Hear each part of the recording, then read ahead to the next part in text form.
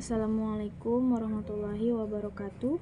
Saya Devi Nurwahyuni dengan NIM 2302-15361 dari Fakultas Ekonomi dan Bisnis Prodi Manajemen Universitas Kutai Kartanegara angkatan 2023.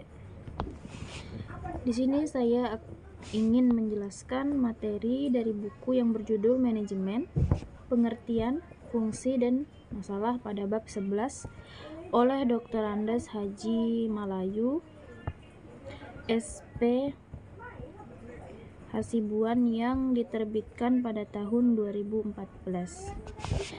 Ada 3 poin penting yang saya ambil dalam bab 11 ini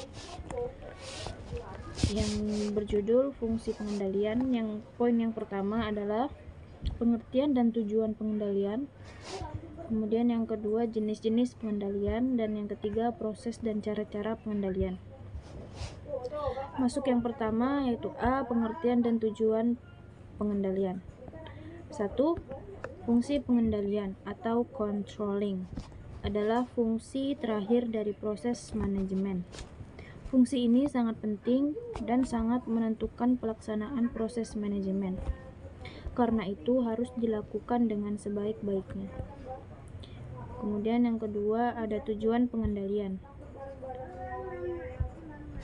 Tujuan pengendalian itu supaya proses pelaksanaan dilakukan sesuai dengan ketentuan-ketentuan dari rencana.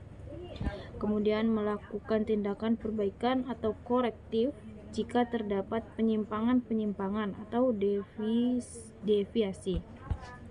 Kemudian supaya tujuan yang dihasilkan sesuai dengan rencananya. Jadi pengendalian ini dilakukan sebelum proses, saat proses, dan setelah proses, yakni hingga hasil akhir diketahui.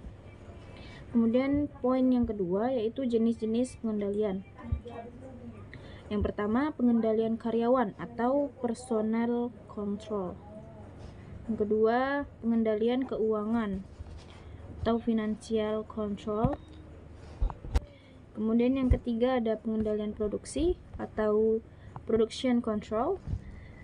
Yang keempat ada pengendalian waktu atau time control. Ya. Kemudian yang kelima ada pengendalian penjualan atau sales control. Masuk ke poin 3 yaitu proses dan cara-cara pengendalian. Proses pengendalian dilakukan secara bertahap melalui langkah-langkah berikut. Yang pertama, menentukan standar-standar yang akan digunakan dasar pengendalian. Kemudian yang kedua, yaitu mengukur pelaksanaan atau hasil yang telah dicapai. Yang ketiga, membandingkan pelaksanaan atau hasil dengan standar dan menentukan penyimpangan jika ada. Yang keempat, melakukan tindakan perbaikan jika terdapat penyimpangan agar pelaksanaan dan tujuan sesuai dengan rencana. Rencana juga perlu dinilai ulang dan dianalisis kembali apakah sudah benar-benar realistis atau tidak. Jika belum benar atau realistis, maka rencana itu harus diperbaiki. Kemudian ada cara-cara pengendalian.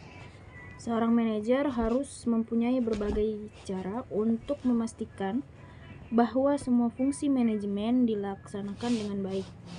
Hal ini dapat diketahui melalui proses pengawasan atau pengendalian. Cara-cara pengendalian atau pengawasan ini dilakukan sebagai berikut. Yang pertama, pengawasan langsung.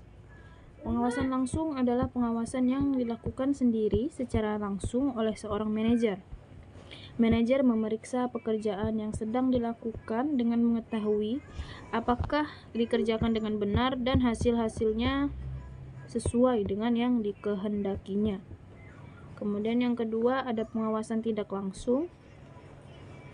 Pengawasan tidak langsung ini adalah pengawasan jarak jauh.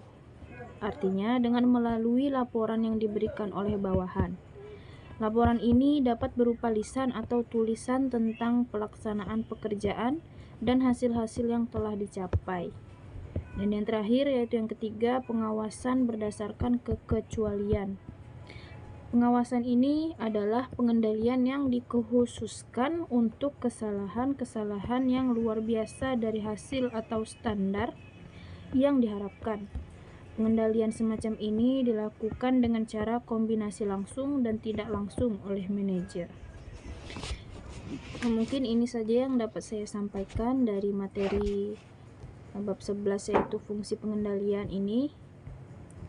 Kurang lebihnya saya mohon maaf, dan saya harap bagi pendengar dapat menambah wawasan dari yang saya sampaikan.